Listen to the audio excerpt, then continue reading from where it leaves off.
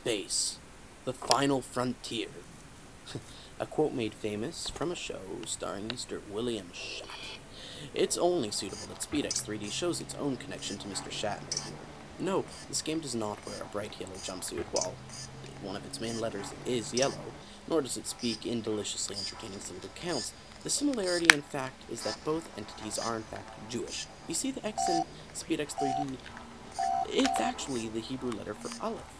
And whether this was intentional or not brings up many interesting similarities between the letter and the game.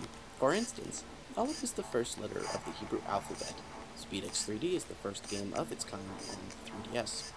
Now, the more interesting relationship between SpeedX 3D and the Jewish letter Aleph is it has to do with a word called nekudot. Now, while you watch my dizzying gameplay footage of me sucking real hard, let me explain it to you for a second. Now, nekudot are vowels, and they're not vowels like you have in English, like A, E, Y, O, L, Y, I, O, U. Actually, you should probably know your vowels by now. Yeah, in Hebrew, vowels are little dots and lines that you put over and under your letters.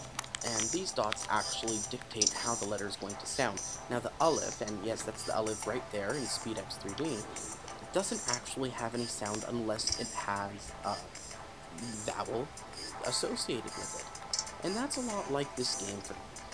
Well, the game is okay in its sense, it looks pretty, and it plays as I'm sure it needs to play, but it doesn't really have anything to it. Unless, of course, you try to add your own little vowels. For example, I play this game as much as I can using this gyro sensor. The sensor at least allows me to have a little more immersion into the game as I move around the sensor to move around my ship. And as you can see through the gameplay, it's really the same gameplay over and over and over again. Sometimes there's slightly different visual stimuli.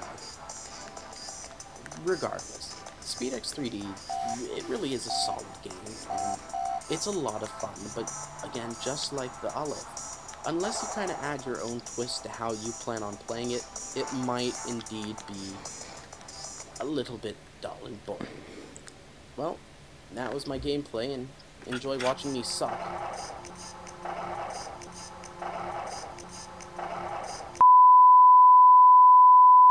Thanks for watching. I hope you enjoyed my video. Please feel free to click like and subscribe, because I will be posting better quality videos in the future. And don't forget, I am not Batman.